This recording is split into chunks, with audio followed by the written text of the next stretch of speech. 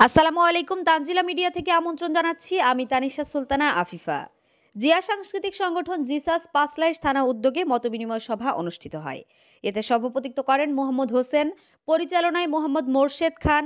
এ সময় প্রধান অতিথি হিসেবে উপস্থিত ছিলেন জিসাস চট্টগ্রাম বিভাগীয় সাংগঠনিক সম্পাদক ও মহানগরের সভাপতি শিল্পী আবুল হাশেম আজাদ। প্রধান বক্তা হিসেবে উপস্থিত ছিলেন জিসাস চট্টগ্রাম মহানগর সাংগঠনিক সম্পাদক গীতিকার মোস্তফা সাগর।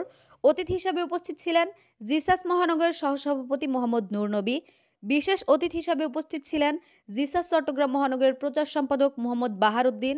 এতে আরও উপস্থিত ছিলেন পাঁচলাইশ থানা সিনিয়র সহসভাপতি আব্বাস কোম্পানি, সহসভাপতি আবু তৈয়ব টুনু, সাধারণ সম্পাদক মোরশেদ খান, সাংগঠনিক সম্পাদক রাশেদ, প্রচার সম্পাদক মোহাম্মদ রুবেল, ক্রীড়া সম্পাদক মোহাম্মদ জিয়া উদ্দিন, সহ ক্রীড়া সম্পাদক মোহাম্মদ সোহেল, সাংস্কৃতিক সম্পাদক মোহাম্মদ আবু সাইদ, সহ সাংস্কৃতিক সম্পাদক ইউনুস।